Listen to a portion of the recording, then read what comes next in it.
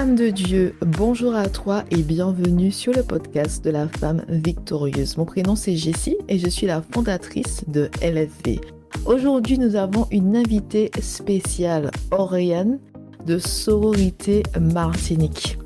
Et ensemble, nous allons parler de notre parcours avec le Seigneur, de notre cheminement avec Dieu et de surtout la marche par la foi. Allez, tout de suite, on commence.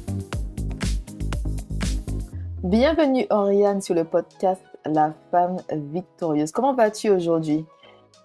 Coucou Jessie, merci à toi. Écoute, ça va très bien. Et toi? Moi, ça va bien, je suis contente, c'est vendredi, la fin de la semaine, donc je suis super contente. Donc voilà. Alors, Oriane, tu es la fondatrice de Sororité Martinique. Est-ce que tu peux nous parler un peu de ce que tu fais en fait avec Sororité Martinique?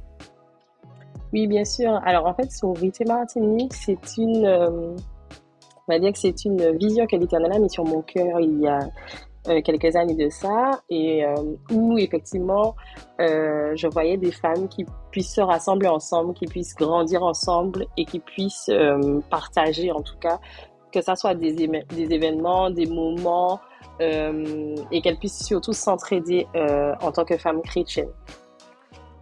Et du coup, c'est une vision qui a vu le jour au mois de novembre 2020. Le temps passe quand même. 2021. 2020, tu as dit. 2021.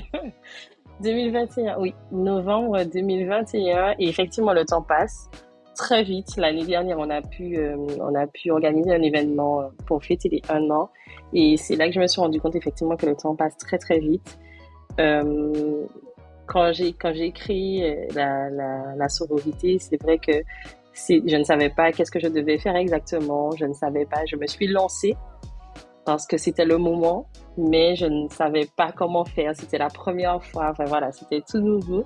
Et je rends grâce à Dieu effectivement pour cette année et demie qui passait, parce qu'effectivement il m'a permis à moi, mais aussi à plusieurs femmes, de pouvoir prendre conscience de ses capacités. Et vraiment, je suis vraiment reconnaissante. Je n'aurais jamais pu croire que moi, j'aurais pu organiser des événements.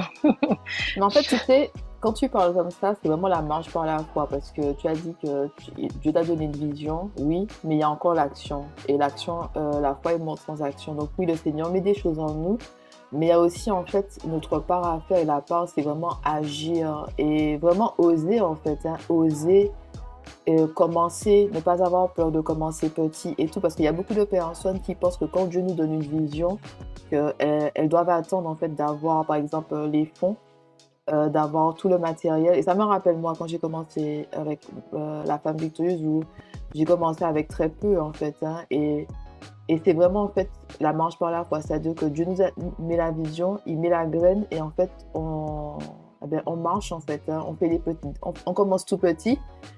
Et puis, on commence tout petit et Dieu éclaircit la vision, il nous donne encore plus de détails. Et après aussi, on peut rencontrer des personnes qui nous aident, qui nous donnent des suggestions, des informations. Mais il y a quand même en fait cette partie que nous devons faire, c'est-à-dire oser marcher avec Dieu, se lancer. Parce qu'il y a beaucoup de personnes qui reçoivent mais qui ne se lancent pas, qui restent, qui pensent « oui, Dieu a mis ça en moi », mais ces personnes-là sont bloquées, elles ne se lancent pas du tout. C'est ça, exactement. Je te rejoins tout à fait. Et en fait, ce qui nous bloque souvent, c'est la peur. La peur du regard des autres, la peur de ne pas se sentir capable, la peur dans le sens où, oui, enfin, c'est surtout le regard des autres et le fait de ne pas se sentir capable. Et ça peut vraiment paralyser. C'est vrai que quand j'ai créé la sororité, j'avais peur, certes. J'avais vraiment peur parce que c'est clairement, c'était rentrer dans l'inconnu. Surtout que je traversais enfin, en tout cas, autour de moi, c'était pas tout rose. Et effectivement, je n'avais pas cette confiance en moi où j'avais une certaine assurance. En tout cas, je n'avais pas cette assurance. Mais je me suis dit, écoute, c'est pas grave. Si Dieu a mis ça dans ton cœur, vas-y, ça ne te coûte rien. Mais à côté de ça, j'étais vraiment au pied de l'Éternel. Seigneur, qu'est-ce que tu m'envoies faire? Seigneur, je veux faire ta volonté, je veux pas aller n'importe où. Donc, si c'est pas toi, ne permets pas que j'y aille. Je veux vraiment... Mais quand je dis que j'étais au pied de Dieu, c'était vraiment ça, vraiment pour m'assurer que c'était vraiment lui qui m'envoyait. Il fallait vraiment que ça soit lui qui valide. Et pour autant, ben, dès le premier événement, il m'a montré qu'effectivement, c'était lui. C'était vraiment lui. Il a organisé toute chose parce que j'étais novice. Comme j'ai dit, je n'ai jamais, Oui. même si au fond de moi, en fait, quand j'étais plus jeune, je me suis rendu compte qu'en fait, quand j'étais plus jeune, j'étais toujours celle qui voulait organiser les anniversaires, qui voulait organiser. Je voulais toujours aider à organiser. Mais je ne l'avais jamais fait à cette ampleur parce qu'il y a l'organisation, mais il y a tout ce qui va derrière. Il y a la logistique, il y a le marketing, il y a les flyers, il y a plein de choses qui vont derrière. Et du coup, je n'avais jamais fait ça. Et Non, mais c'est vrai, excuse-moi de te couper, mais quand tu dis ça, ça me rappelle aussi, encore une fois, la graine. Tu sais, les dons et les talents que nous avons en nous, les choses que nous faisons, qui sont en nous, qui découlent de nous et que nous faisons avec notre cœur, mais qu'on ne reconnaît pas forcément à l'âge adulte que c'est un don ou c'est un talent, ou encore que le Seigneur va utiliser ça euh, pour étendre son royaume, que le Seigneur va utiliser ça, que ça fait partie aussi en fait hein, de ce que Dieu nous a donné pour accomplir notre destin. Parce que tu as dit que tu faisais ça quand tu étais toute petite. Et il y avait déjà ça en toi. C'est-à-dire que la graine était déjà en toi, mais tu ne pensais pas que tu allais le faire dans, comment dire ça, à ce niveau-là avec Sororité Martinique. Mais c'était déjà en toi dès que tu étais petite. c'est ça, c'est exactement ça. Et pendant que tu étais en train de parler, j'étais en train de penser à, bon, c'est quand j'étais jeune, j'étais au lycée, je crois. Oui, première année de lycée. Et en fait, ben, j'avais décidé, je n'étais pas encore chrétienne, je précise que ça ne fait pas très longtemps que je suis convertie, je connaissais Dieu, mais voilà, j'étais dans le monde. Et en fait, Ça me fait rire. J'étais dans le non, monde. je préfère bien cadrer parce que et en fait quand j'étais en première année de lycée, je me souviens j'avais organisé une soirée de carnaval parce qu'en fait mon anniversaire tombe quand le carnaval est en mars, mon anniversaire tombe pendant le carnaval. Et du coup, j'avais organisé mon anniversaire et une soirée de carnaval. Mais j'étais contente, j'étais vraiment j'ai adoré faire ça à l'époque. Euh, et en fait, mais du coup, j'avais un peu mis ça de côté aussi. Pourquoi? Parce qu'en fait, moi, j'avais beaucoup d'engouement à vouloir organiser. Mais en face, c'est comme si j'avais l'impression que ça n'était pas bien pris. Pas bien pris dans le sens où les autres n'adhéraient pas forcément ou bien que j'avais ce manque de confiance en moi. En fait, ça me rabaissait dans le sens où moi, je voulais organiser et tout, mais en face, les autres, en fait, n'étaient pas intéressés par ce que je faisais. Ouais, Voilà, je c'était comprends. plus dans ce sens-là et du coup, du coup, j'avais vraiment mis ça de côté en me disant de toute façon, ben, je laisse ça pour les autres. Les autres sont faits pour ça, mais pas moi.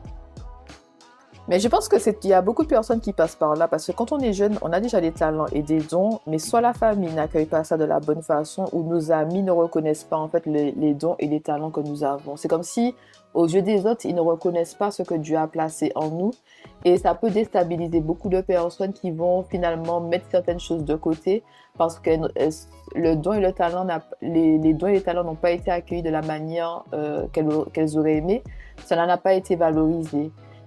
Et c'est vrai que je me suis rendu compte aussi en parlant avec différentes personnes que en fait, je sais pas, mais c'est difficile pour la famille des fois de reconnaître nos dons et nos talents. Et ça dépend aussi quelle famille, c'est-à-dire dans quelle atmosphère, dans quel environnement tu grandis.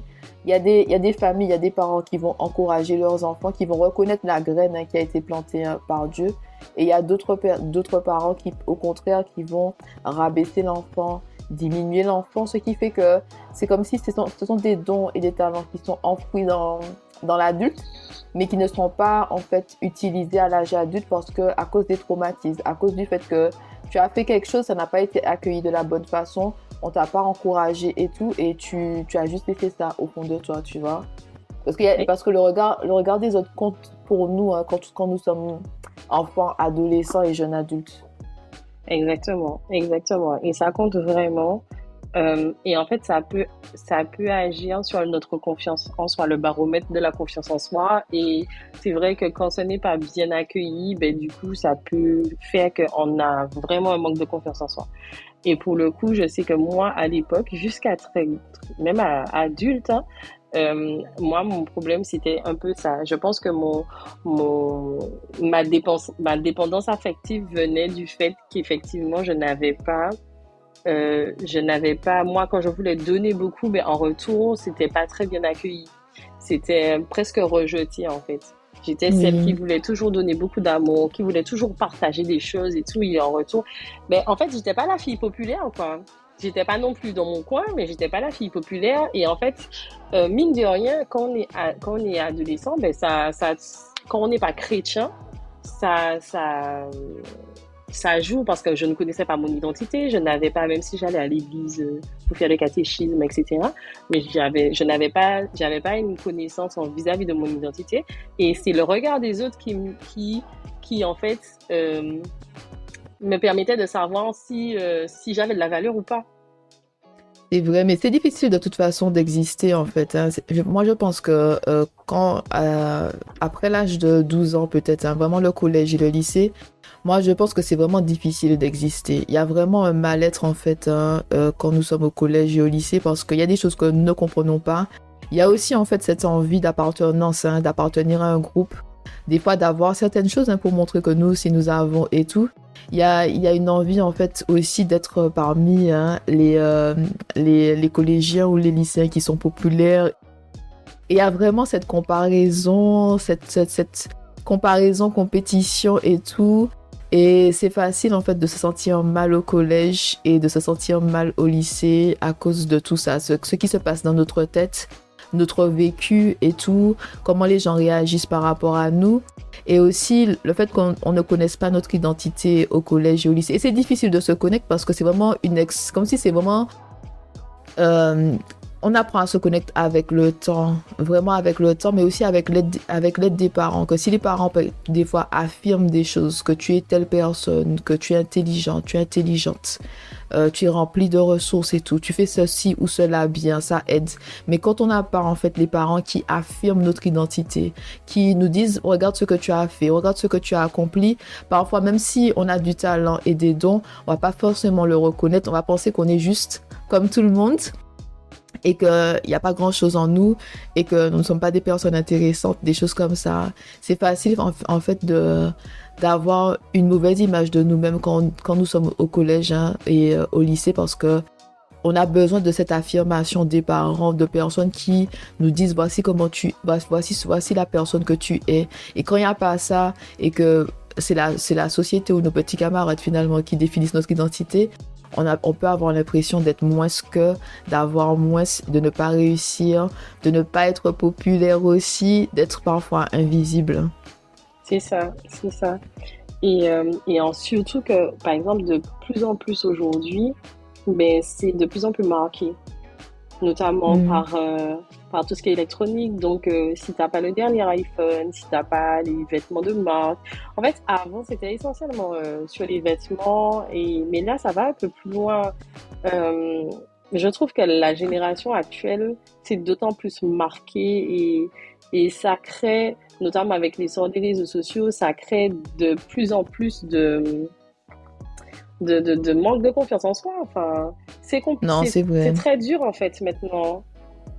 Moi, honnêtement, moi, je me suis dit ça. J'ai dit, je sais pas comment les lycéens font, les collégiens, parce que je dis, c'est déjà difficile cette période-là, mais j'ai l'impression que les réseaux sociaux, ça ajoute beaucoup de pression d'être et de paraître. Il y a vraiment cette pression-là d'être et de paraître très jeune et c'est pas tout le monde, hein, qui peut se payer le dernier iPhone et tout. Et je pense aussi que ça crée beaucoup, il y a beaucoup de pression sur les parents pour suivre, en fait, hein, les différentes tendances, que ce soit au collège et au lycée.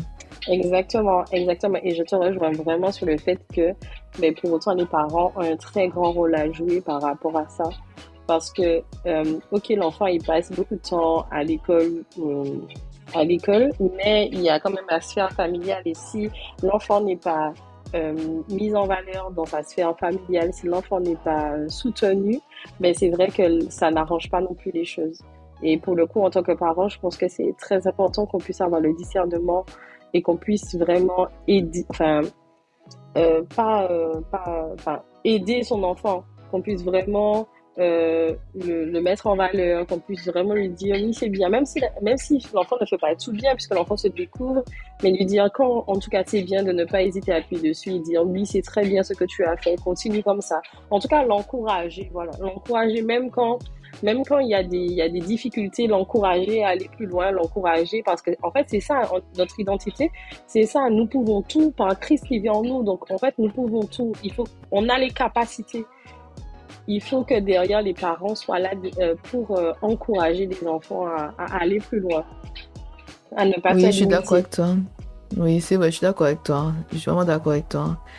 Parce que franchement, c'est les parents qui peuvent vraiment, comment dire ça, proclamer la vie dans la vie de leurs enfants, vraiment affirmer, vraiment déclarer que tu es un bon élève, que ça va aller, que tu vas réussir, de pas te laisser faire par rapport à ça et tout, de prier aussi avec les enfants, de leur montrer comment on prie par rapport à certaines situations pour que l'enfant devienne en fait un adulte ou un jeune adulte qui a de l'estime de soi et confiance en soi. C'est vraiment important parce que l'estime de soi et la confiance en soi, c'est primordial.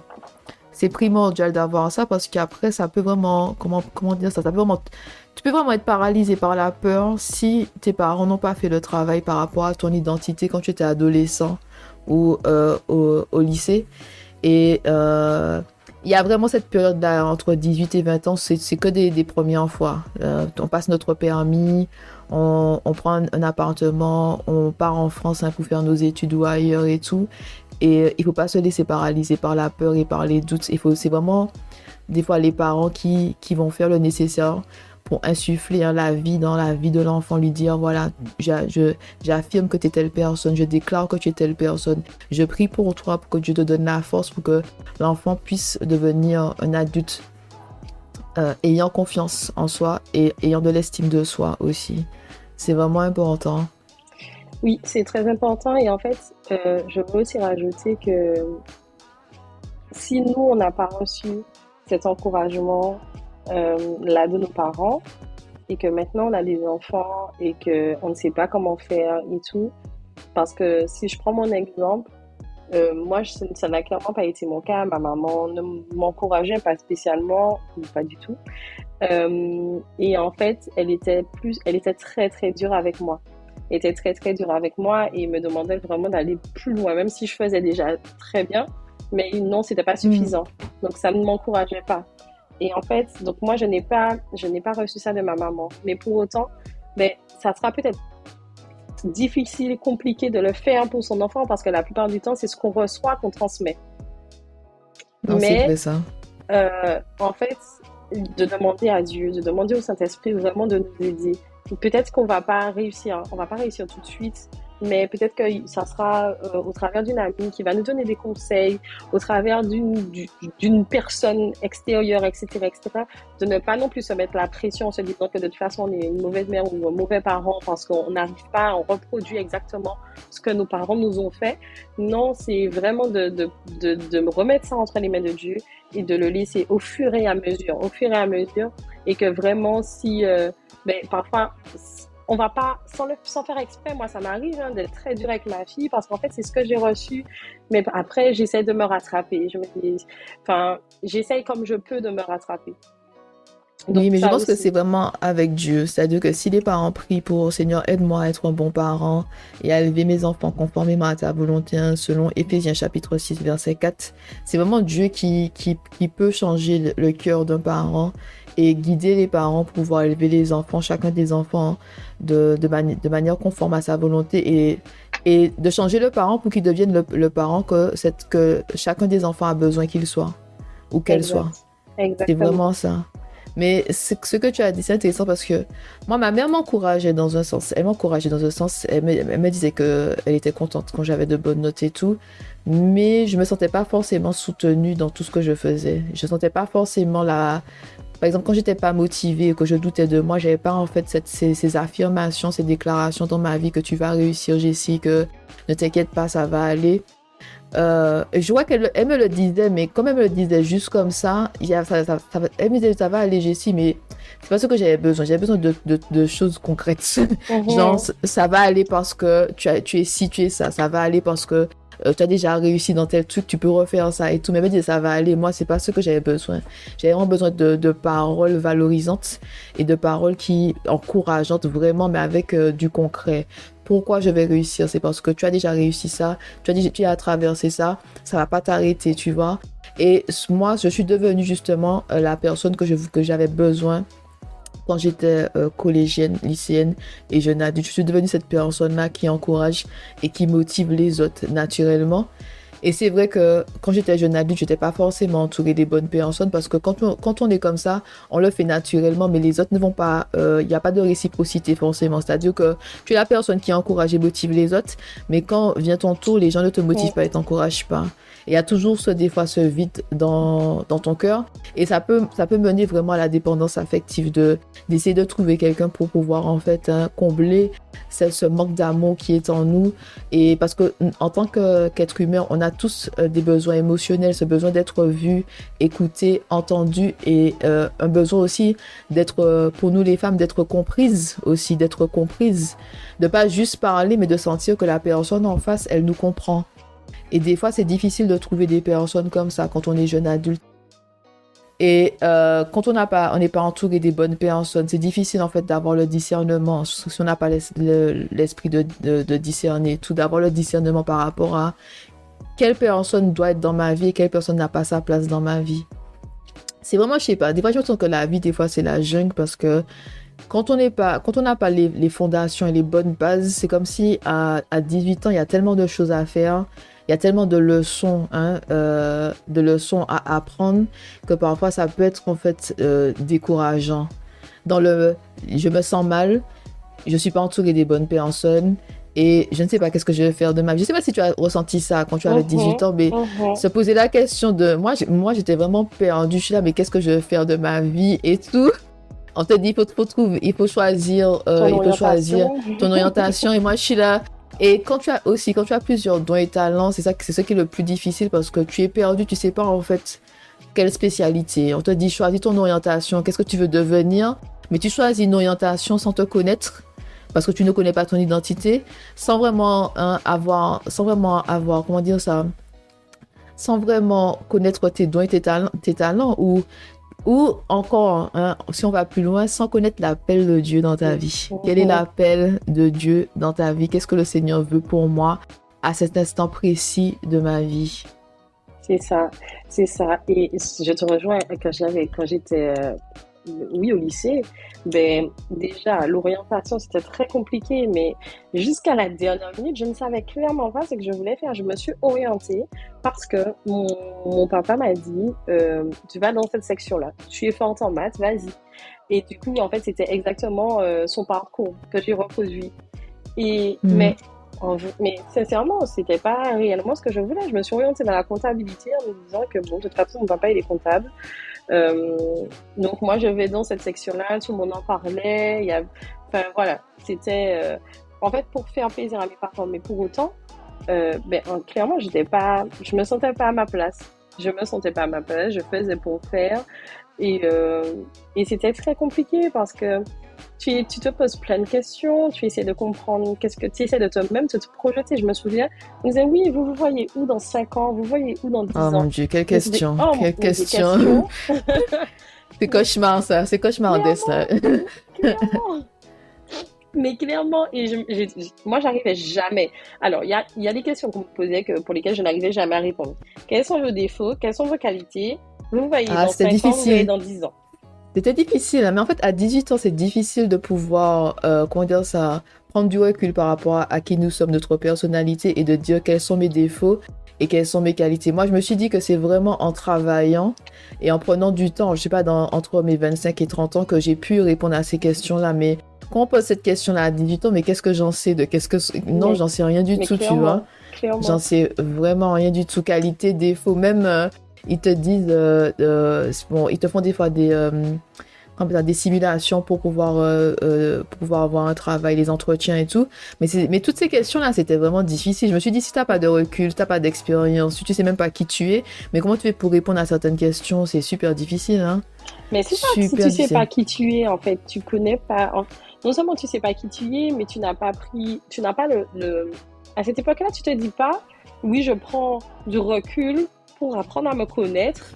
Il n'y a Non, pas de en fait, temps.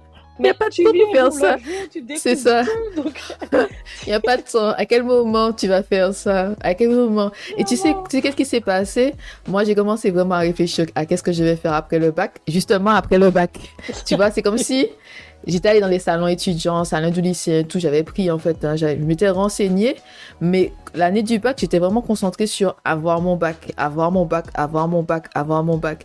J'avais fait les démarches nécessaires pour pouvoir être dans un BTS et tout. J'avais envoyé des candidatures dans des BTS, mais j'avais pas eu le temps en fait de vraiment réfléchir qu'est-ce que tu veux vraiment et tout. C'est vraiment quand j'ai terminé le bac, j'ai dit ben voilà, j'ai le bac maintenant. La vie commence, qu'est-ce que je fais? C'est ça. Qu'est-ce que je fais? Où j'ai été retenue et tout.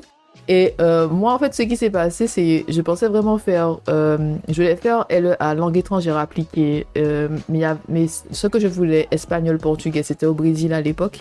Et moi, je voulais pas au Brésil, c'était en Guyane française.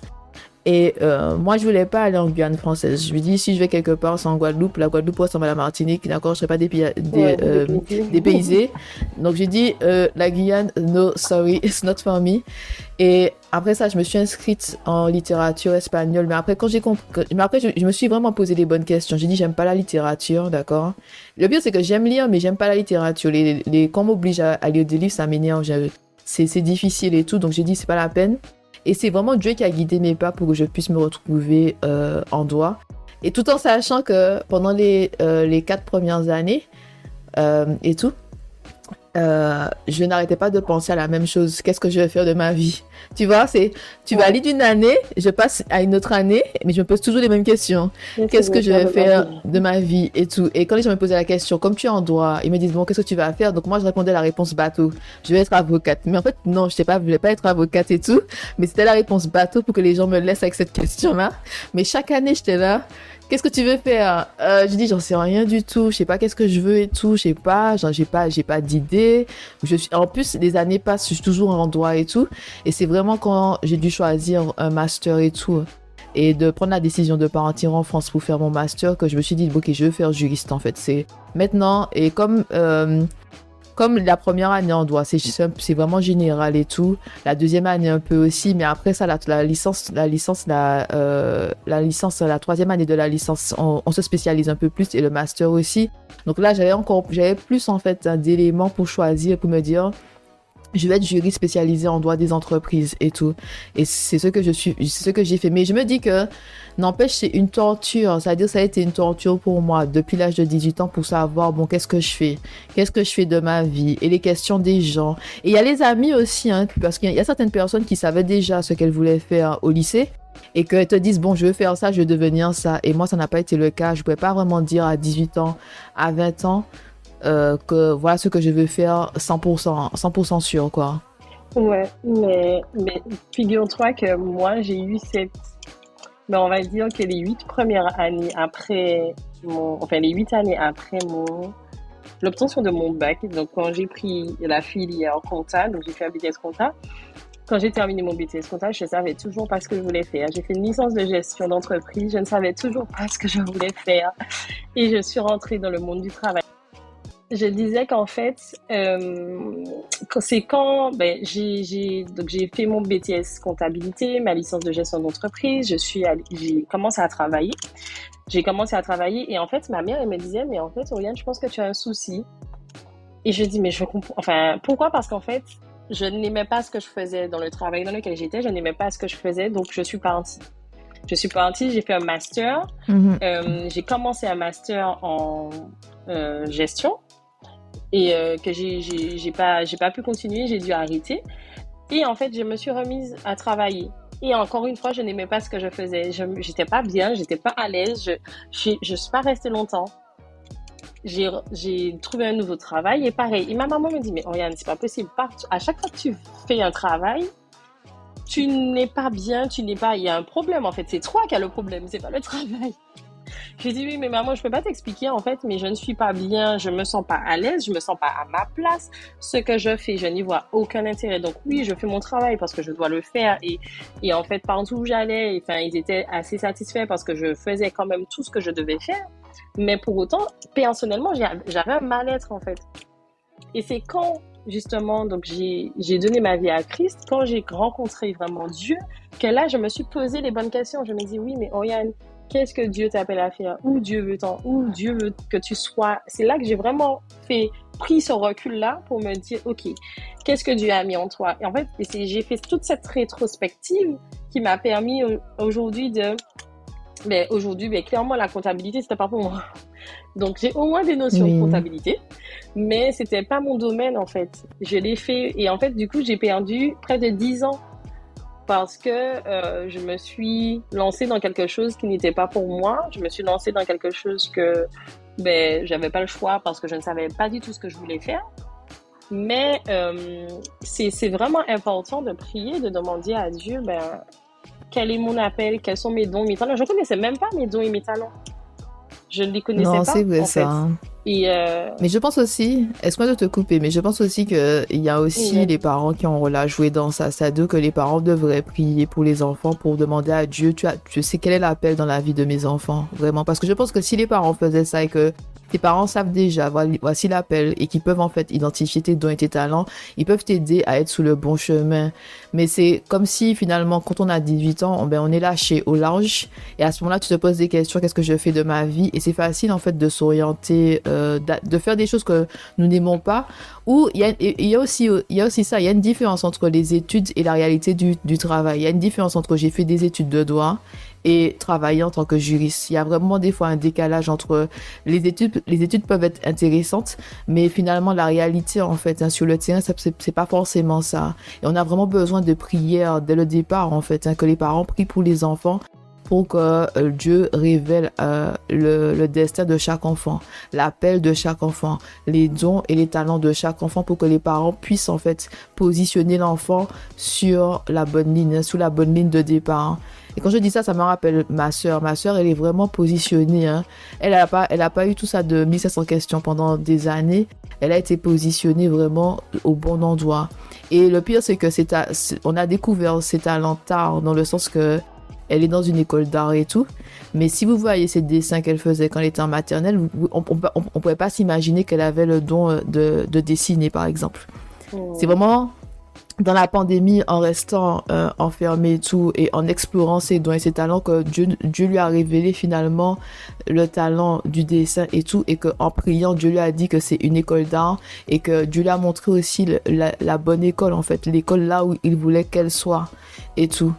Et elle pour moi, c'est comme si elle a commencé, on l'a positionnée sous la bonne ligne de départ, et elle a juste qu'à avancer, c'est tout. Mais dans d'autres situations, comme dans ton cas et tout, tu as vraiment ce sentiment d'avoir perdu des années.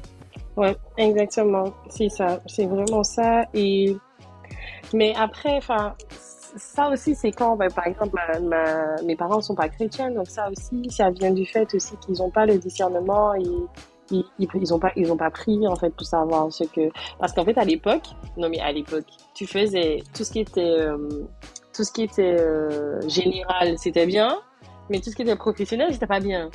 C'est vrai, pas ça, très le bien pire. vu, tu vois. Donc, C'est vrai, ça. Mais en fait, après coup, je me suis dit, c'est complètement...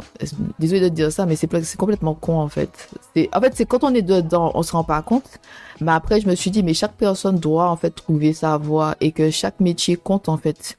Mais c'est vrai que quand tu es en général, les professeurs, ils ont tendance à te dire comme si si vous allez dans le professionnel, c'est comme si vous avez raté votre vie, ou vous êtes moins que et tout.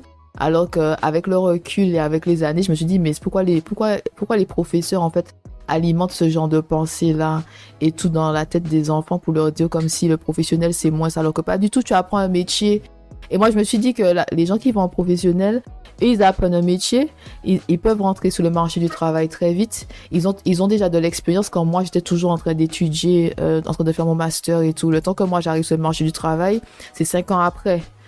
Il y a tout à apprendre. Tu es novice quand tu rentres 5 ans après. c'est clair. Mais en fait, je pense que entre-temps, les mentalités ont changé. En tout cas, je préfère me le dire, que maintenant, c'est moins critique, c'est moins problématique d'être en professionnel qu'avant. Au contraire, maintenant, les filières professionnelles sont un peu plus mises en avant, l'alternance, etc., c'est un peu plus mis en avant qu'avant. Parce qu'à l'époque, si tu faisais un cursus professionnel, ça veut dire que bon, tu n'étais pas très, très intelligent ou bien que c'est parce que tu n'avais pas les capacités d'aller en général. Oui, c'est vraiment ça. C'est comme ça qu'il le présentait. C'est comme Mais si c'est clairement, soit tu vas en général et si t'as pas les capacités, tu vas en professionnel. C'est comme si c'est la voie de garage en fait, alors que c'était vraiment pas ça. moi, je sais que j'étais déléguée de classe et ben ceux qui n'avaient pas, donc c'était seconde générale et puis ceux qui n'avaient pas un certain niveau, ben automatiquement vous n'avez pas le choix, vous allez en STG à l'époque. Vous pouvez pas discuter en fait. Et c'est dommage parce qu'en fait, on n'a pas. Mais déjà, non, ils sont pas nombreux ceux qui connaissent ceux qui savent ce qu'ils veulent faire, ceux qui connaissent leurs dons et les talents. Donc si c'est parce que d'une certaine façon, ça rabaisse parce que tu n'as pas fait une très bonne année en seconde générale, ben directement on t'envoie dans une dans une classe de voie de garage. Moi, je sais pas, mais en tout cas, moi, ce qui s'est passé pour moi, j'étais en seconde générale avec option espagnol et portugais. Mais dans le but de faire une première L. Mais je me suis rendu compte en seconde que L, au lycée, c'était vraiment la littérature. D'accord? Et moi, excusez-moi, les livres là qui nous faisaient lire, je suis là, it's boring. C'est vraiment nul et tout. Après, il faut commenter le texte, répondre à des questions. Moi, c'était des questions à la con un peu. Et je suis là, ça m'intéresse pas. Et j'ai pas fait vraiment des efforts en français. Et moi, il y a une prof, la prof de français, elle est venue me voir, je pense, au second trimestre, ou ouais, au second trimestre, elle est venue me voir. Elle m'a dit, Jessie, hein, j'ai vu vos vœux et tout. Elle a dit vœux littéraires. Elle a dit, je suis pas sûre que vous allez passer avec ça parce que votre moyenne est trop juste en français. Mais moi, la dame était vraiment gentille parce que ça m'a permis en fait de prendre du recul, de me poser les vraies questions. Est-ce que je veux vraiment aller en première L et est-ce que c'est vraiment pour moi parce que ils vont augmenter le français? Et moi, je suis là, non merci, d'accord. Je dis, j'aime pas, le pire c'est que j'aime lire et tout, mais j'aime lire les livres que j'ai envie, d'accord. Ça me dérange pas de lire certains livres et tout, je lis beaucoup. Mais ce que j'ai envie, mais les trucs là de savoir pourquoi l'auteur il a écrit ça, ben excusez-moi, mais pour moi à cette époque-là je m'en foutais, je suis là, je m'en fous de pourquoi il a écrit ça et tout, c'est pas mon problème, il a écrit le livre, c'est tout. Donc voilà. Et le pire c'est que j'étais bonne en français, en troisième, tout ça, enfin au collège j'étais bonne en français, en primaire pas de problème en français, mais c'est vraiment le côté littérature arrivé au lycée, ça a changé les choses pour moi. Je me suis dit il faut que je réfléchisse et qu'est-ce que je veux vraiment. Et quand elle m'a dit ça, elle m'a donné justement l'opportunité de réfléchir à qu'est-ce que je veux et j'ai regardé les options.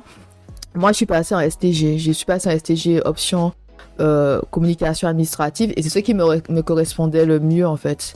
Moi, j'étais vraiment bien là où j'étais et j'ai dit c'est ce qui me correspond parce qu'il y avait vraiment ces matières générales mais aussi d'autres matières et c'est là que j'ai découvert que j'aimais beaucoup la communication. C'est vraiment là. Et dans ma tête, je me suis dit que Dieu guidait mes pas dès le départ, même si j'avais l'impression d'être perdue, mais dans mon cas, le Seigneur guidait déjà mes pas et tout, parce que je devais passer par là pour savoir que j'aime la communication. J'aime beaucoup la communication et ça fait partie de moi. Et c'est après que j'ai vu ça rejoint finalement ce que je fais aujourd'hui avec la femme victorieuse, communiquer, que ce soit à l'écrit ou à l'oral, avoir un impact, influencer les gens, dans le sens, maintenant c'est vraiment le ministère et tout, mais Dieu en fait, guidait mes pas sans que je le sache, même quand j'ai fait des études de droit, c'était Dieu. Ça, c'était pas moi, c'était pas mon choix, parce que j'avais déjà dit, par exemple, quand j'étais en terminale que j'allais faire un BTS et faire 2 ans de BTS et aller travailler, quoi. Je me suis dit non, écoutez, on va pas faire 5 années d'études quand même et tout. J'ai dit 5 années d'études pourquoi? Et finalement, je suis vraiment restée à l'université 5 ans, en sachant que j'ai refait ma première année de droit parce que j'étais vraiment pas sûre, j'avais des doutes toute l'année, donc j'ai refait ma première année de droit et j'ai validé seulement le master 1 en droit des affaires. J'ai pas fait de master 2 parce que c'était pas sur mon cœur. Et aussi parce qu'en Angleterre, j'avais pas besoin de ça. Ne sachant pas à cette époque-là que je serais allée m'installer, que j'aurais été en Angleterre, mais Dieu savait déjà que j'avais pas besoin de master 2 pour en travailler comme juriste en Angleterre. Donc moi, vraiment, Dieu a vraiment guidé mes pas dès le départ sans que je le sache, tout en ayant le sentiment d'être perdu dans ma vie. Je me dis, jusqu'en vraiment en licence, la deuxième année de licence, moi j'avais l'impression que j'étais vraiment perdue. Même en troisième année, la dernière année de licence, je me suis dit mais qu'est-ce que je vais faire de ma vie et tout. Et on a l'impression aussi de faire des paris, tu vois, quand tu changes des fois quand tu dis je vais arrêter avec ce diplôme-là, commencer un autre diplôme, ou j'arrête avec ce travail-là, et je commence notre travail, on a l'impression vraiment de prendre de gros risques en fait avec chaque décision parce qu'on se dit qu'on est perdu, on ne sait pas, est-ce que ça va marcher et tout. Et c'est vraiment Dieu en fait, hein, que si on prie, on fait confiance à Dieu, il va quand même nous guider là où on doit être. Exactement, mais je te rejoins sur ce que tu dis. Ce sont des décisions et ce sont des grands risques. Par exemple, quand j'ai quitté mon dernier travail où comme c'était dans une administration, donc autour de moi, je paraissais clairement pour une folle. Mais Oriane, pourquoi tu quittes? Tu as c'est pas facile de rentrer dans cette administration-là, mais pourquoi tu quittes? Et c'était une très très grande décision que j'ai dû prendre, mais là encore, c'est parce qu'effectivement, Dieu a permis, vraiment Dieu a permis que je sois dans cette administration-là. Je me souviens, lors de l'entretien d'embauche, j'étais pas encore convertie, mais je me rapprochais de plus en plus de Dieu et je lui avais dit, Seigneur, clairement, j'ai pas les capacités, je stresse trop, aide-moi parce que je pourrais pas le faire et si vraiment tu veux que je sois là, donc aide-moi. Et il a permis que tout se passe pour le mieux. J'étais stressée, mais il m'a permis de gérer. C'est lui, clairement, qui a géré l'entretien, qui fait que, là où, non, mais pour juste te raconter, en fait, j'étais dans un CDD de 3 ans qui allait aboutir à un CDI. Donc, j'ai quitté ce CDD de 3 ans pour faire 1 mois de stage dans l'administration. En me disant que, on sait jamais, bon, autour de moi, on me disait, Oriane, t'es sûre? J'ai dit oui, c'est pas grave qu'il ne t'entend rien à rien. Du coup, j'ai intégré l'administration. Finalement, on m'a dit, oui, mais on vous a embauché pour 1 mois, mais finalement, ça sera plus qu'un mois et vous allez remplacer quelqu'un en congé maternité. Donc, on n'a pas de durée. Pour l'instant, on ne sait pas. Et en fait, dès lors que j'ai intégré l'administration, il y avait des appels internes pour pouvoir être en CDI, mais j'en ai postulé à 2. La première, j'ai échoué. C'était un niveau supérieur. La deuxième, c'était le même poste, mais à un niveau inférieur, où j'ai été prise en CDI. Donc, en 3 mois, j'ai été prise en CDI. Là où j'étais en CDD de 3 ans, que j'ai tout abandonné pour un CDD de 1 mois. Et en fait, oui. Mais là, pour le coup, je sais que c'est l'Éternel vraiment qui a fait. Et vraiment, parce que la façon qu'il a disposé les choses, il a permis également que dans le service dans lequel j'étais, j'ai eu quand même pas mal d'épreuves. Mais en fait, c'était pour le rencontrer. Il a permis tout ça autour de moi pour le rencontrer. C'est ce qui m'a vraiment permis de rencontrer Dieu. Parce que je vivais des choses assez particulières.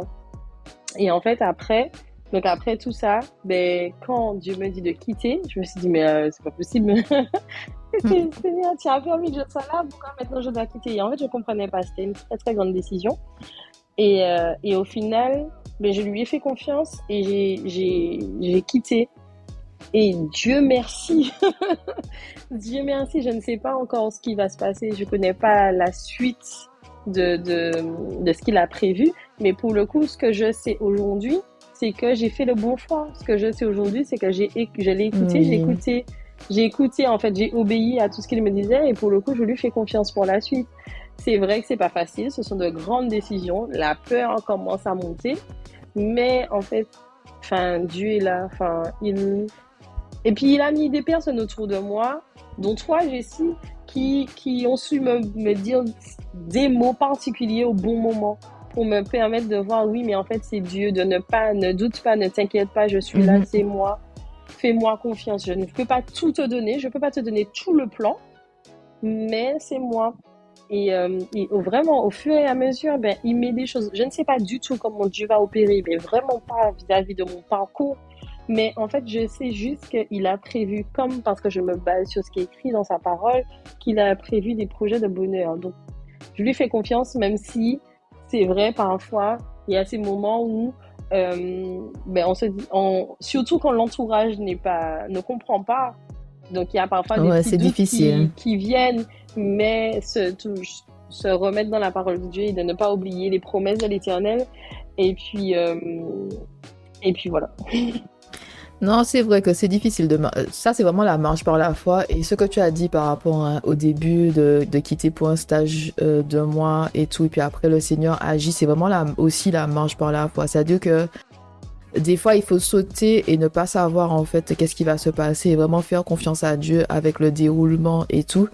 Et Dieu nous demande vraiment, c'est-à-dire que Dieu nous demande de faire un pas en avant et ensuite il nous montre le reste. Mais tant qu'on n'a pas fait le pas en avant, il va pas nous montrer le reste. C'est vraiment la foi. Est-ce que tu me fais confiance? Est-ce que tu vas sauter quand je te dis de sauter?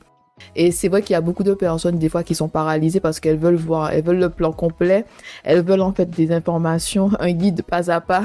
D'accord, je fais ça, qu'est-ce qui va se passer après? Alors que c'est pas comme ça que Dieu fonctionne. Avec Dieu, il faut vraiment faire un pas en avant et après il nous révèle les choses et il met les choses en place petit à petit pour nous et tout. Et moi, s'agissant franchement du domaine professionnel, j'ai toujours fait confiance à Dieu. J'ai toujours fait confiance à Dieu dans le sens, quand il m'a dit postule d'aller tel endroit, je suis allée tel endroit. Quand il m'a dit démissionne, j'ai démissionné et tout, même si ça n'avait pas de sens, même si je me sentais bien. Des fois, je commençais à m'enraciner. Dieu m'a dit c'est le moment de partir, démissionne. Mais par contre, j'avoue que l'année dernière, quand Dieu m'a dit de démissionner, j'ai dit ouais. J'ai vraiment prié par rapport à ça. Et le pire, c'est que quand il m'a dit de démissionner, c'est en même temps que je parlais avec toi de la même chose que toi, tu me disais. Je sens que le Seigneur me dit de démissionner et tout. Et moi, le Seigneur m'a dit aussi de démissionner. Et je sentais déjà que c'était la fin par rapport à ce travail-là et tout. Il m'a dit de démissionner. Mais moi, j'avais d'autres questions. Je me disais, on démissionne pour faire quoi?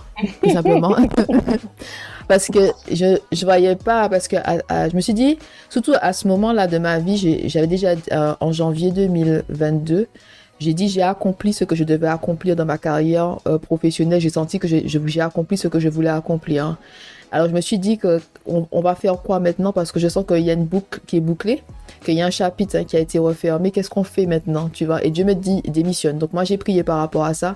J'ai demandé à des personnes de prier pour moi et tout. Donc, je démissionne, par la foi, je démissionne. Et en plus, mes collègues, oh là là, les collègues, ça c'était le pire. Ils sont contents pour moi que je démissionne, mais comme je n'ai pas de réponse, je n'avais pas de réponse concrète sur qu'est-ce que je vais faire. Donc, il s'inquiétait pour moi. Il me dit, Jessie, est-ce que tu es sûre? Est-ce que tu es sûre que tu dois démissionner maintenant? Il y en a un, il m'a appelé, mais il est vraiment gentil et tout. Il m'a appelé, il m'a dit, Jessie, est-ce que tu es sûre? Est-ce que financièrement, tu as des économies et tout pour t'assurer? Parce que je quittais aussi, pareil, un travail où est-ce qu'il y avait la sécurité de l'emploi.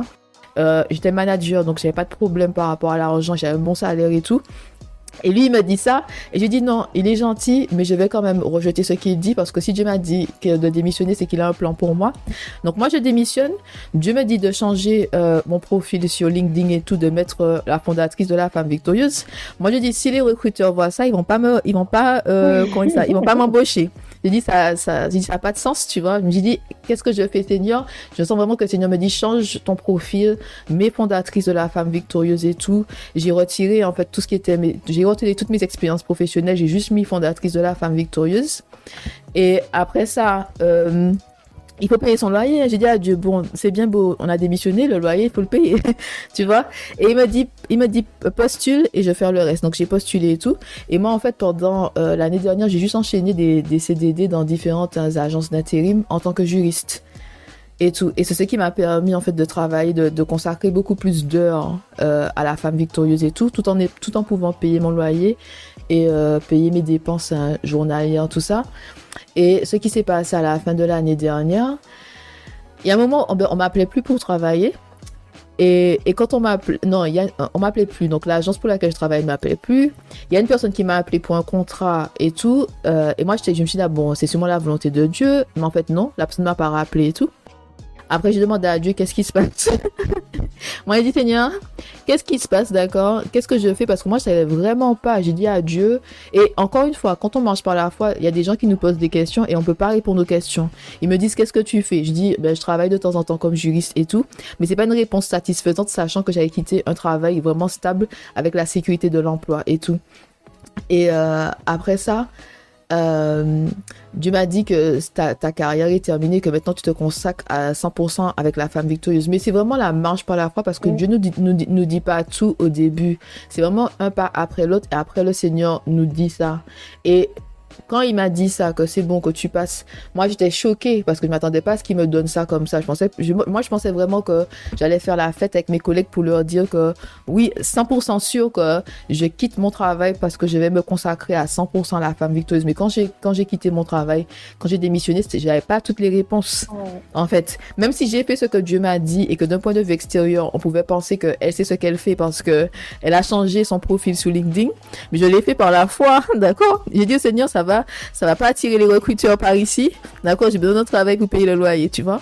Mais c'est vraiment par la foi, c'est vraiment que Dieu ne dit pas tout en même temps, c'est vraiment étape par étape que le Seigneur nous dit voilà ce qui se passe et voilà où tu vas, voilà où je t'emmène. Exact, exactement. Non, mais c'est clairement ça. Et pour autant, c'est pas. En tout cas, pour ma part, c'est vrai que ça a été très difficile à accepter dans le sens où moi, il faut vraiment qu'on m'explique les tenants et les aboutissants. Donc, ok, je fais ça, mais limite, il faut me dire si tu dois, je sais pas, il y a, en fait, tous les éléments, il faut que je les ai. Il faut que j'ai tous les éléments, sinon, enfin, je vais pas, j'y vais pas. La marche par la foi avant, moi, je connaissais pas. Ok, Seigneur, je te fais confiance, mais tu me dis tout ce qui doit se passer. Je peux pas faire les trucs comme ça, enfin, voilà, c'est comme ça que de base, moi, je fonctionne. Je suis très, quand on donne des instructions, moi je veux que tu me donnes les instructions de A à Z et tout. Et j'avais énormément de mal avec ça. Même pour créer la sororité, je ne savais pas à quoi ça allait servir, je ne savais pas comment faire, je ne savais pas par quel biais. Au début, je savais rien. Je savais rien et je me suis dit, bon, écoute, ok Seigneur, tu as mis ça dans mon cœur, mais en fait, je sais pas, je pense que c'est le Saint-Esprit qui m'a poussé vraiment à agir, qui m'a poussé vraiment au moins à sauter. Parce que j'aurais continué à chercher, mais comment en fait? Et qui fait que j'ai créé le compte Instagram et qu'au fur et à mesure, à partir du moment où j'ai pris la décision, enfin, ou en tout cas le Saint-Esprit m'a vraiment poussé, que je me suis dit, ok Seigneur, mais maintenant je fais quoi? Après, au fur et Mhm. à mesure, c'est monté dans mon cœur. Organiser un événement, ça va permettre de rassembler. Parce qu'au départ, c'était, ok, je m'étais dit, ok, bon ben, je fais, mais ça sera juste en mode virtuel. Ça sera juste virtuel, on va échanger de manière virtuelle, etc., etc. Et cetera. Et au fur et à mesure, ça a monté dans mon cœur, non, il y a un événement organisé, enfin, que ça ne peut pas être virtuel, que ça sera physique. Il faut organiser un événement, il faut organiser un événement. Et en fait, non seulement j'avais ça à cœur, mais autour de moi, en fait, je sais plus comment ça s'est fait. Il y a plusieurs personnes qui m'ont dit, oui, mais ça serait bien que tu puisses organiser un événement. J'ai dit, ok. Et du coup, donc, j'ai créé le compte en novembre, décembre, alors même que personne ne connaissait la sororité. Février, j'organise un événement. La Mi-février, marche par la j'organise, foi, hein. mais clairement, et il y a du monde en fait. Et ça se passe super bien. Et quand je sors de l'événement, je suis en pleurs parce que je me dis, Seigneur, mais enfin, j'étais encore émue, tu vois, par rapport à ce qu'ils venaient de faire, par rapport aux rencontres. Et même, il y a des filles qui ont créé des liens très très forts après cet événement-là. Mais j'ai dit, en fait, merci Seigneur. Et ça n'a fait qu'enchaîner par rapport aux différents événements. Et Dieu a permis parce que pour le coup, ben, comme je disais, moi, déjà les réseaux sociaux, avoir un compte Instagram personnel et gérer un compte Instagram, c'est pas du tout la même chose. Moi, c'est Oui, c'est quelque vrai chose ça. que ben, je savais pas faire. Donc sur le tas, j'ai appris, etc., à faire des flyers, des choses comme ça, faire de la communication. C'est clairement pas quelque chose que je maîtrisais. Aujourd'hui, je m'en sors, mais je sais que c'est pas réellement ce que je dois faire. Je le fais parce que euh, on n'est pas une très grande équipe, mais c'est quelque chose que je vais devoir déléguer pour me vraiment être là où Dieu, dans le couloir que Dieu m'appelle. Et merci Seigneur, il permet que là, que l'équipe puisse grandir. Donc, ça va permettre aussi que quelqu'un puisse gérer la partie communication. Même si Dieu m'a permis vraiment de développer ces compétences-là, parce que c'est quelque chose que je ne savais pas du tout faire. Et de surcroît, je suis perfectionniste.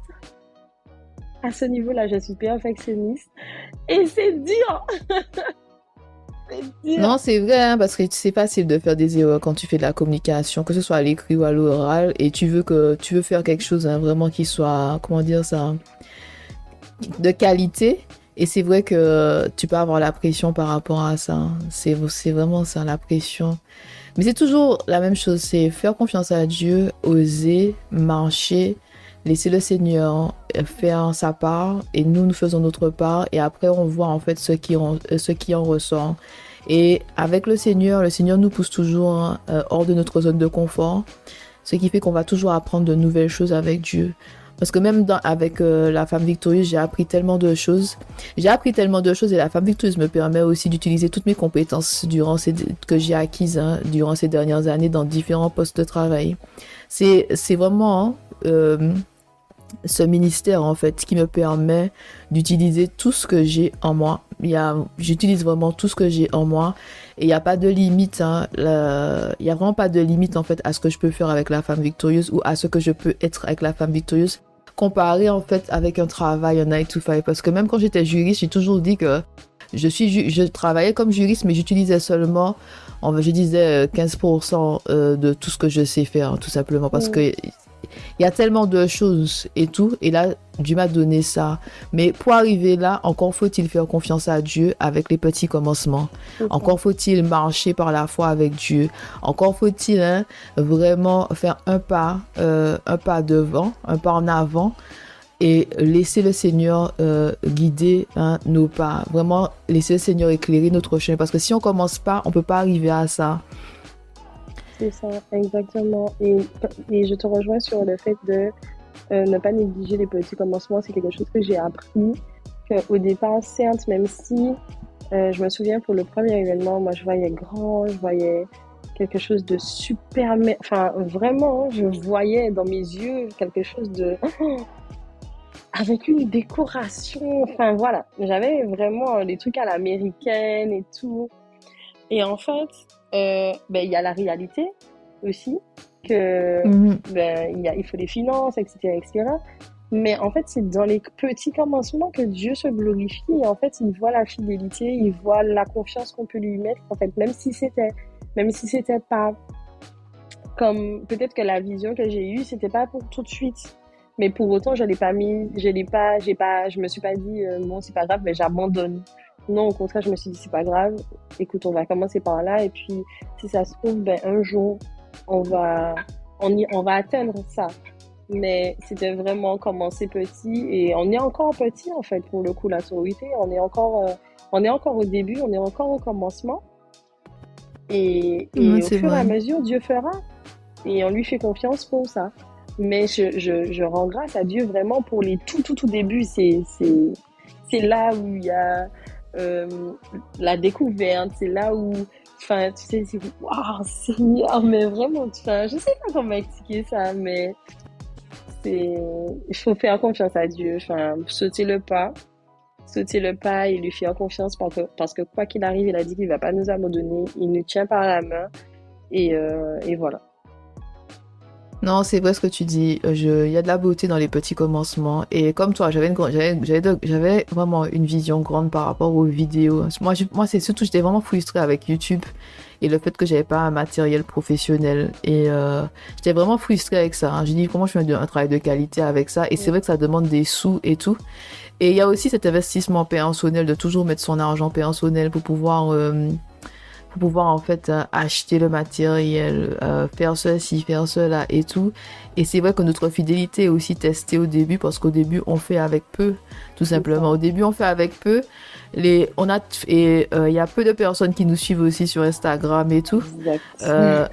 Et il faut continuer des fois de faire ce que Dieu nous demande de faire, même si parfois il n'y a pas beaucoup de likes, même s'il n'y a pas beaucoup de vues, mais vraiment se dire que nous faisons ça pour le Seigneur et que de continuer. Et le début, je pense que d'une façon générale, dans tout ce que nous faisons, le début est toujours difficile hein, parce qu'on voit pas forcément les résultats escomptés.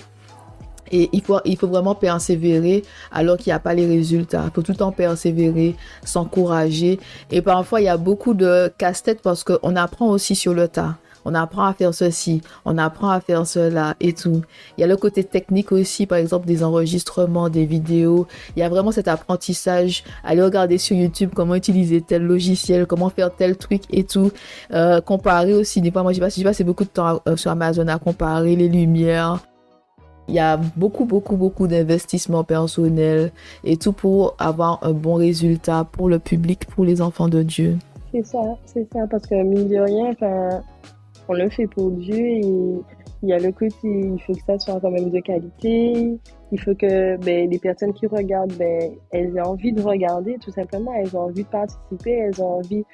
Mine de rien, c'est quand même impactant, quand il y a la qualité, c'est quand même impactant, enfin... Je sais pas, si tu regardes une vidéo et que le son coupe à chaque fois ou que l'image elle est pas nette, on va pas se mentir, ça donne pas envie. C'est frustrant même. C'est vraiment frustrant. C'est vraiment frustrant quand ça arrive.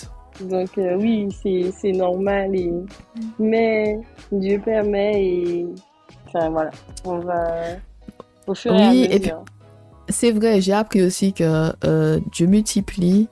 Je sais pas, perso, moi j'ai accompli de grandes choses avec peu. J'ai vraiment vu la fidélité de Dieu dans ça, c'est qu'avec très peu, le Seigneur te guide vers les bons contenus, les bons logiciels, les bonnes applications. Et avec très peu, en fait, j'ai accompli beaucoup. Sans investir trop d'argent, mais investir quand même, j'ai accompli beaucoup. Et c'est là que je me suis dit que il faut pas hésiter, en fait, à sauter et marcher par la foi, parce que le Seigneur vraiment fait, et que le Seigneur nous apprend à être rempli de ressources, c'est-à-dire des fois réutiliser certaines choses, des fois, en fait, trouver des solutions créatives par rapport à certains problèmes, par rapport à des choses que nous voulons faire, mettre en place et tout. Et aussi compter sur les autres, parce que pour les vidéos sur YouTube, il y a des fois c'est des amis qui faisaient les photos pour moi, qui tenaient la caméra pour moi quand elles étaient là et tout, et laisser des fois de la place aux gens pour nous aider tout simplement dans cette aventure ou dans tout autre projet que le Seigneur a mis en fait dans notre cœur. Exact, oui, c'est ça. Laisser la place, de ne pas avoir peur en fait, de ne pas être gêné aussi parce que Dieu met des personnes autour de nous pour nous aider. Il nous aide, certes, mais il passe aussi au travers des autres, au travers des personnes que lui-même il a placées pour pouvoir nous aider. Et ça aussi, il faut... Enfin, je suis véritablement reconnaissante parce que quand j'ai décidé vraiment de marcher avec lui, qu'il puisse changer, que positionner les bonnes personnes autour de moi, au fur et à mesure, j'ai vu comment il a agi, même au travers de la sororité. Maintenant, l'équipe que nous sommes, donc nous sommes 5, chacune des filles, elles apportent énormément. Et moi, je rends grâce à Dieu pour ça. Au début, c'était particulier parce que de manière automatique, j'agissais un peu comme une leader. Mais maintenant, non, j'ai appris aussi à accepter leur aide, voilà, à vraiment accepter leur aide, à les laisser vraiment faire libre à leur imagination. Après, je demande vraiment à Dieu est-ce qu'il valide, etc., etc. Mais non, je rends grâce à Dieu pour ça. Et d'ailleurs, merci parce que par exemple, certaines idées, elles viennent pas forcément de moi et je les trouve, je dis, mais Sylvia, mais même moi, j'aurais pas pu penser à ça. Tu vois? Oui, donc, oui. Collaborer avec d'autres personnes pour pouvoir accomplir la volonté de Dieu, oui. Exactement. Chaque personne apporte sa pierre à l'édifice. Exact. Donc, voilà. Oui, en tout cas, merci beaucoup, Oriane. C'est un beau témoignage et tout.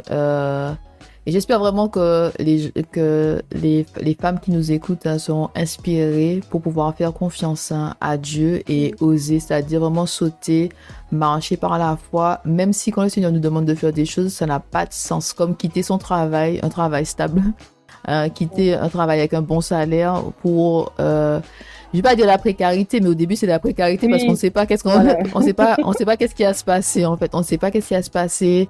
Dieu dit marche par la foi, tu sais pas où l'argent va sortir et tout, il te dit marche par la foi, mais il y a quelque chose vraiment de beau après ça. Le Seigneur récompense toujours notre fidélité et il nous bénit toujours au-delà de ce qu'on peut penser et imaginer, et que le Seigneur connaît vraiment notre chemin et notre destin. Il sait les dons et les talents qu'il a placés en nous et il sait quand c'est le moment pour nous de passer à autre chose.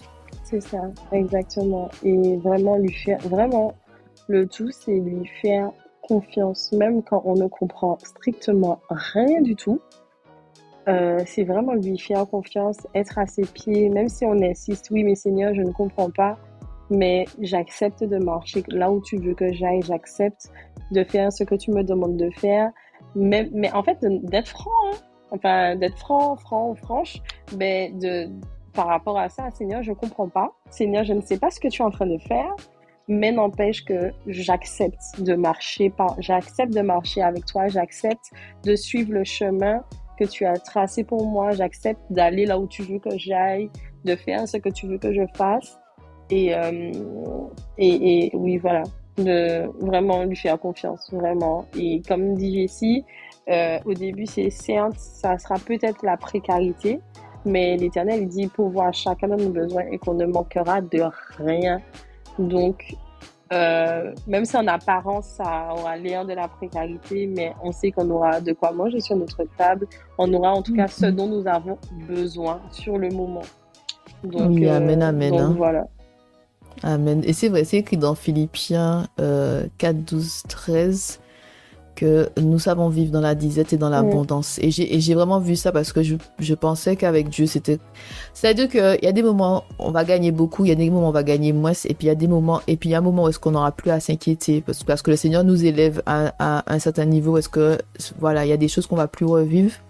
Mais c'est vrai que avec mon salaire que j'avais avant, j'ai dû quitter mon travail et tout, et vraiment faire confiance à Dieu avec l'argent. Que Dieu va pourvoir, que je vais pas manquer d'argent, que je vais pouvoir payer mon loyer. Et j'ai réussi à payer mon loyer. Moi, j'ai touché le Seigneur pour que je paye le loyer. Et le Seigneur vraiment a pourvu à tous mes besoins. Mais c'est vrai qu'en apparence, quand on dit qu'on va faire ce genre de choses-là, ça n'a pas de sens. C'est pas, il y a aussi les dépenses des fois à diminuer, ça, de que je pouvais pas faire ce que je faisais avant. Mais il y a, dans mon cœur, je savais pourquoi je le faisais. C'est pour Dieu. Et de savoir que c'est comme si des fois, le début d'un nouveau chapitre, c'est comme si une promotion, ça peut être une promotion ou encore quand on passe de la troisième à la seconde. C'est-à-dire on était au collège en troisième, on passe au lycée en seconde. Il y a toujours en fait ce temps d'adaptation. Avoir une nouvelle routine. Changer la façon dont on dépense notre argent, par exemple. Il y a toujours, en fait, un moment où est-ce qu'on va pas se sentir à l'aise, confortable et tout, mais de savoir que, sous la durée, le Seigneur va faire le nécessaire et qu'on va retrouver une certaine stabilité financière, qu'on va retrouver aussi certaines habitudes, mais de faire confiance à Dieu dans cette période de transition où on ne comprend pas tout, mais que il faut vraiment garder ses yeux fixés sur le Seigneur, de se dire qu'il a la solution et que s'il y a quoi que ce soit, d'aller se plaindre à Dieu, de dire Seigneur, je te surrate ce qui se passe. Le Seigneur va trouver une solution à chacun des problèmes. Exactement. Il va trouver une solution, il va mettre la bonne personne au bon moment, une opportunité au bon moment, enfin, quelle que soit la façon qu'il fera. Mais en tout cas, il ne va pas nous abandonner et ne pas oublier que toute chose concourt à notre bien. Voilà. Oui, amen, amen, amen. En tout cas, merci beaucoup, Oriane. Merci à toi, Jessie. Femme de Dieu, mais quelle conversation intéressante. Vraiment. Le témoignage d'Oriane, ce qu'elle a partagé avec nous aujourd'hui, était vraiment édifiant, n'est-ce pas? Waouh! Et j'apprécie vraiment de faire des collaborations avec Oriane. C'est pas la première collaboration. On a déjà collaboré ensemble sur nos 2 pages, Soité Martinique et La Femme Victorieuse. Et c'est une femme qui est vraiment remplie de l'Esprit Saint. Donc quand nous faisons des choses à 2, c'est vraiment fluide, ça coule de source. On est vraiment en synchronicité avec la volonté de Dieu. D'où l'importance, femme de Dieu, de t'entourer des bonnes personnes. Des personnes qui ont été sélectionnées par le Seigneur, placées par Dieu lui-même. Je ne vais pas t'exprimer la joie que j'ai à chaque fois que je parle avec Oriane ou à chaque fois que je collabore avec elle pour le royaume de Dieu. Femme de Dieu, c'est tout pour aujourd'hui. N'oublie pas que la femme victorieuse, c'est la transformation, l'élévation, le positionnement et la victoire avec Dieu. C'est pour la victoire, nous qu'à aller et puis bon Dieu. Allez, à très bientôt. Bye bye.